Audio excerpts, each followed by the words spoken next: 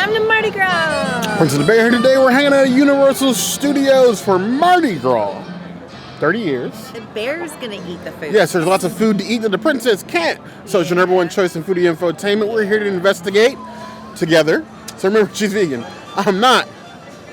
I'm gonna be blocking the street. It's time to foodie and chill and cry.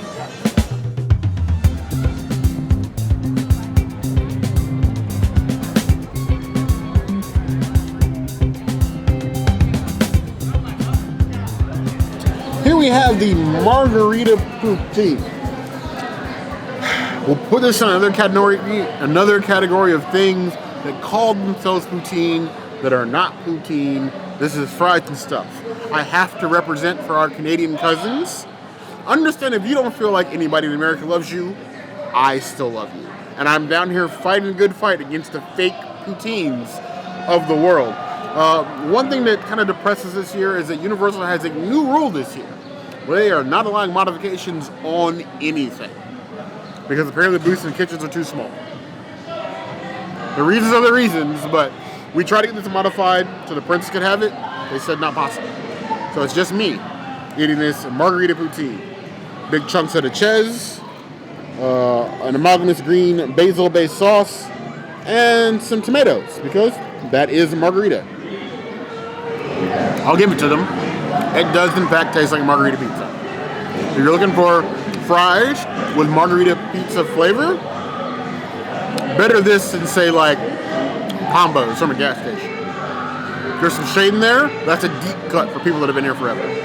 I give that 4 out of 5 points.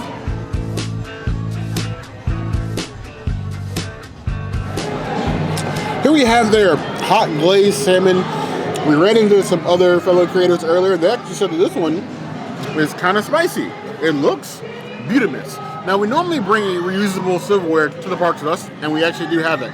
The problem with carrying reusable silverware at the parks, and you're going to be here all day, is that if I get seafood now, that means that both my silverware and the camera bag is going to smell like fish all day.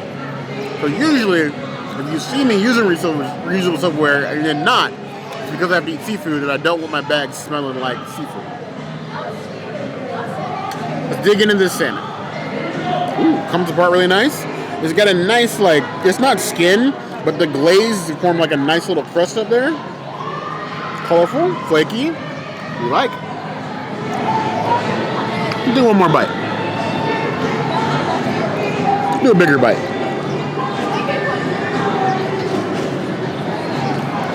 Salmon, cooked beautifully.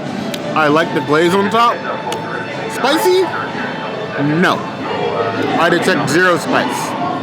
I'm not even getting like a 0.2, 0.3, no spice. 0 spice out of 10. Maybe it's in the salad? Maybe it's in the salad? Okay.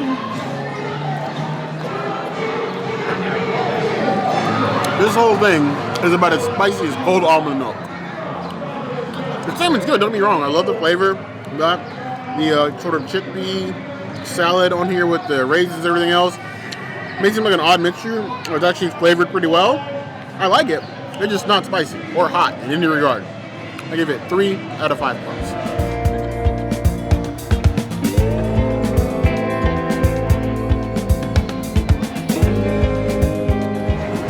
Universal Culinary. I would like a word. Are these empanadas or are these empanada-shaped pizza rolls? Because this is despicable. This is $8.99 for this. Are you serious? What is this? This tiny little thing. This is literally a pizza roll size. Empanada. I know empanadas don't need to be huge, but this is almost insulting. I've seen tater tots bigger than this. Well, almost. They better taste good. They are indeed packed full of chicken, at the very least. Crispy, chicken filled, but the size is insulting. It's almost feels like discrimination. Foodie discrimination? It's bad. But it's good. I give it a 4 out of 5 claws, but this is not a value. I would advise you probably don't pay for this.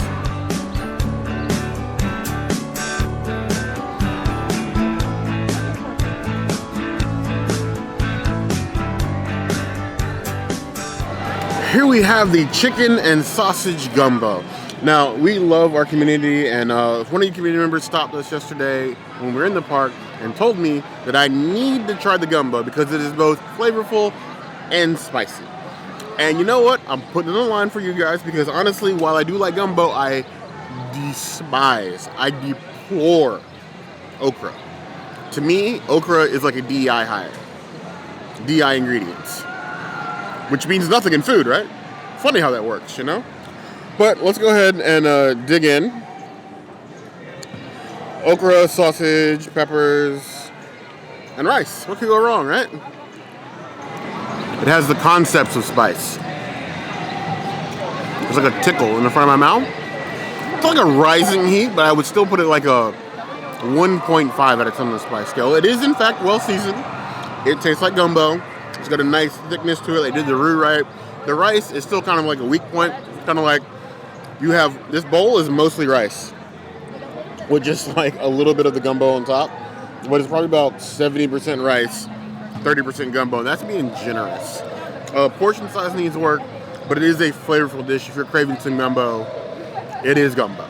I will give it that. Give it 3.5 out of 5 claws. Is the rice as bad as the vegan one? Yes, the rice is as bad as the vegan rice. It is not, it's like a clumpy, soft mess. It's not what I expect from gumbo. It's like wet dampness, and that's even without the gumbo sauce on top.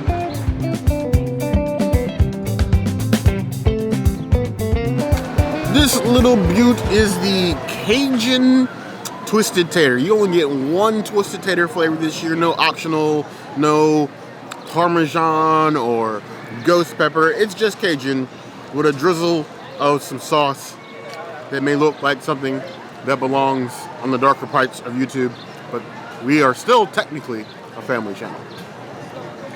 I kind of feel like Twisted Taters are on the outs. The circumference of this is much smaller than I'm used to from Twisted Tater, and it's not crispy in the least. It's like soggy potato chips with a little bit of sauce. You have failed Twisted Taters. 2 out of 5 claws.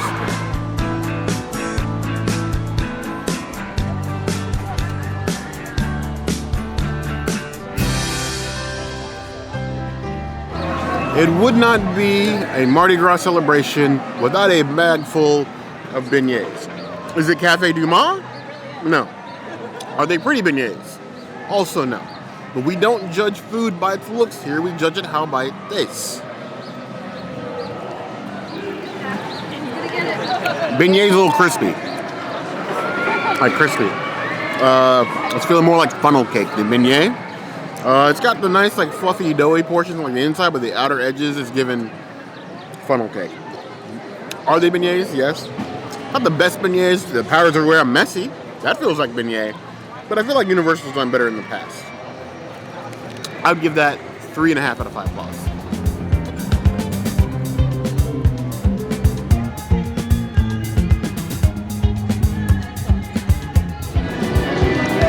Here you have a Puerto Rican cheese dog. I do not know what I was expecting, but I was not expecting this. This looks like the Puerto Rican version of an egg roll. All nice and bubbly and deep fried. With a little bit of additional cheese sauce. I'm gonna take the smallest bear bite possible. There's meat in that.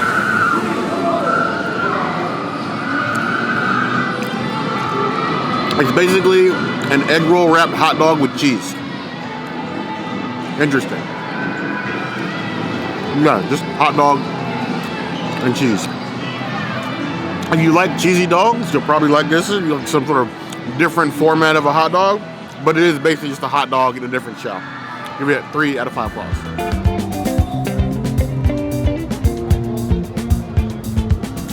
Here in the Puerto Rico booth, we have some grilled pork shoulder on a stick, covered in a tasty looking barbecue sauce. So they got the actual grill going outside, all that smoky goodness floating into your nostrils. This baby looks thickened.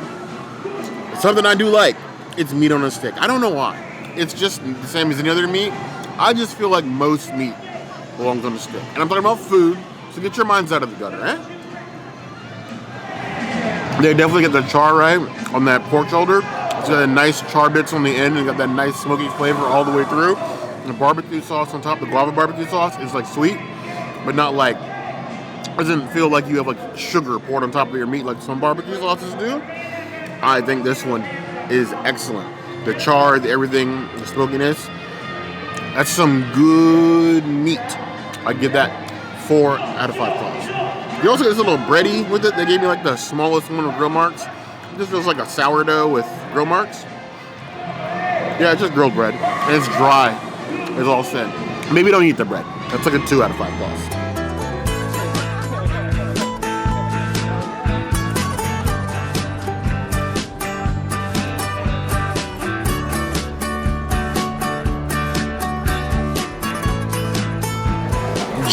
Germany, hitting us with the apple streusel, this flaky pastry with this thick pie and apple-filled pastry here, and a little bit of sauce to dip it in, because why not? The Germans do it right. And dig it right in, a little bit of sauce, nice touch of cinnamon, a little bit of sweet, that apple spice coming through. If that doesn't get you ready to party, I don't know what will. It's all the sweets you need with the music to match. I would give it 3.5 out of 5 claws.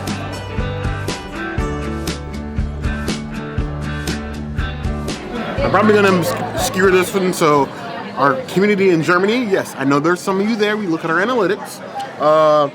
This is the Lacquered. It's basically a German-style meatloaf in a pretzel bun. Problem is, in talking to some friends yesterday, it's a German bologna-based meatloaf. And I despise bologna, like, a lot. It's one of the things I hate the most when we go to, like, Oktoberfest dining. We've had it at Epcot and Beer Garden. I do not like bologna. Like, I do not. It gives me horrible flashbacks of Oscar Mayer bologna as a child. And, but, again, we're here trying to think so you don't have to, right?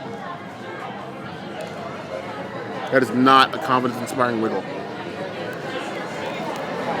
If you like bologna, you're gonna love that. To me, actual bologna.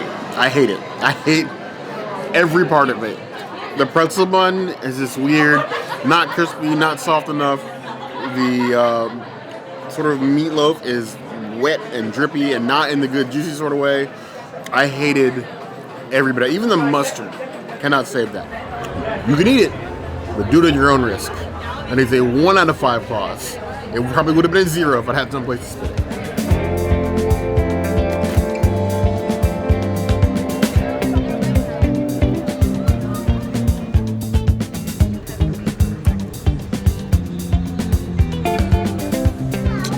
The butter chicken from the India food truck near San Francisco and Chez Alcatraz. You have butter chicken on naan. I don't really understand if you're just trying to serve us butter chicken served on top of naan like pizza, or you're just, it's like a naan plate for the butter chicken. I'm really confused in the execution of this one, but hey, whatever, I'm still gonna eat it. It's good. The naan is fresh and soft. Butter chicken. It does taste like butter chicken. The chicken is moist, dried out, cooked well. It tastes like butter chicken made for all palates, and honestly, that's what I expect. I'm not going to get something super intense at a theme park, and that is not the level of expectation. I wish it was like an option.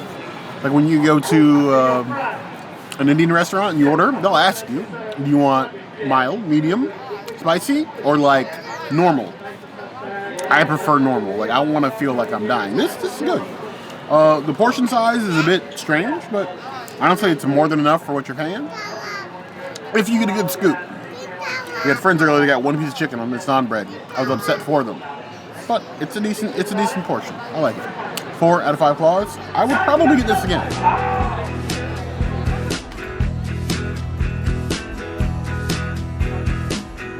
So here you have the duck zing. This is a shredded duck dumpling.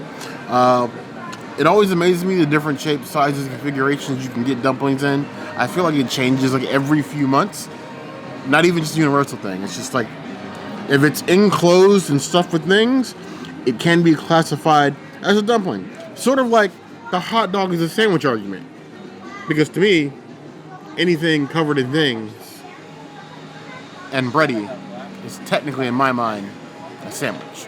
So a dumpling is sort of just like a scrunched up sandwich. I'm sure I'm going to catch some heat for that. Probably well deserved, but I'm not backing down from that hill. I thought it was butter. It's more like some sort of like miso based paste on top that like melts into the dumpling. There was this really unique umami flavor. The duck is packed. Like it's not like a hollow cavity like you would expect from some dumplings. Like it's packed to the brim. The duck's a little bit spiced, like maybe like a 3 out of 10 on the heat scale, but it's tasty. It's big. Honestly, I should have gotten a plastic knife to help me eat it. Trying to eat this with the reusable plastic spork. It's probably not the way, but it's still tasty, and I am probably going to devour the entire thing. Honestly, given how this Mardi Gras has gone so far, it's probably one of the favorite things I've eaten thus far. 4.5 out of 5 claws. And that's not a positive thing.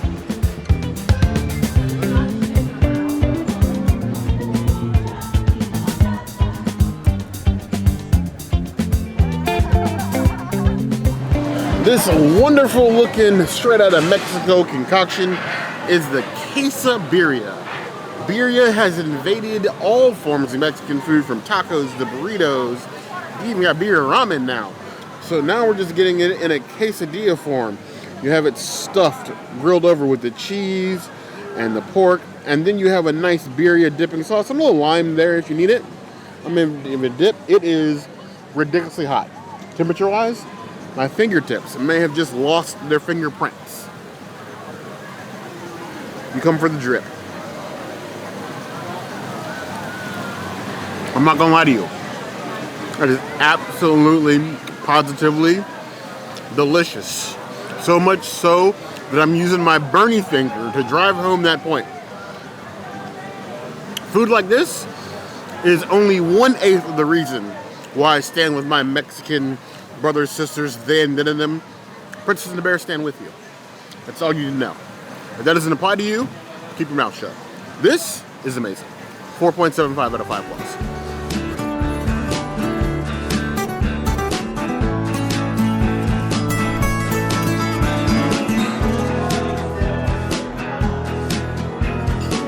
Vegetarians rejoice. If you come out of Mardi Gras and you need a little bit extra, Pat O'Brien's has some other everyday no items for you to try.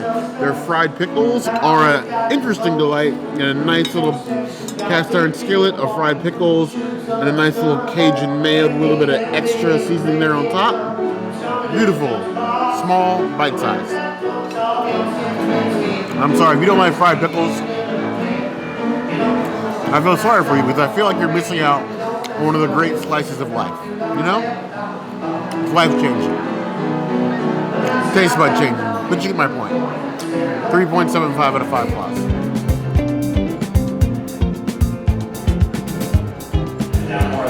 I am one of those weird bears that loves his rabbit food. Every once in a while, I just want a salad. Salad by itself, salad with chicken, salad with shrimp. You can get either one of those here with this huge wedge salad. Now they went and just cut an entire head of lettuce in half, topped with the bacon, the blue cheese, and then some Jones tomatoes. It does also come with crispy onions. I asked for without, and I got chicken as my addition. So this is a whole bear dinner right here. Bear dinner. Ooh, nice, satisfying wedge crunch. You gotta work for your salad. Sometimes you just gotta do the thing, you know? The wedge, nice and crispy. The bacon on top gives it a nice, savory feeling. Gives you a lot of crunch in there. The blue cheese isn't overpowering. They like drench it, so it's not like a blue cheese soup. And then the chicken is nice and seasoned. The chicken's a little on the dry side, not like eating a desert, but I can do with it being a little bit more juicy. Other than that, it's a fine salad. I'm going to enjoy myself. My insides will be happier as a result after eating Mardi Gras food all day. It feels nice and with something healthy adjacent, you know? I would give it 3.75 out of 5 plus. I've come and I've eaten all the things I can because she can't. Yeah, I got to watch. Woo. Yes, the food for Mardi Gras 30. I have some thoughts. Okay. We're a little sad. The offerings seem much pared down to what we've got in previous years. Obviously, you have different things going on this year between the climate that we live in, epic opening in a few months. I get it. But this does not feel like the celebration that Mardi Gras deserves. Did we still have a great time? Agreed. 1,000%. But the food feels like it's on a downturn. Hopefully that improves the things coming up. Obviously, there's a lot coming this year that we're going to be doing and sharing with you guys as always, because we try these things so you don't have to. As always, if there's anything else you can see us do, the comments always be the place to find us. Hit that notification bell if you want to see other videos like this, and we have new videos 5 days a week, Monday, Tuesday, Wednesday, Thursday, Saturday. We'll see you soon. Be sure to subscribe and like this video. And if you don't comment, Bear won't know that you watched this video. And then what is he going to do with himself? Not eat any more food? I'm going to go on a hunger strike. But you heard the girl.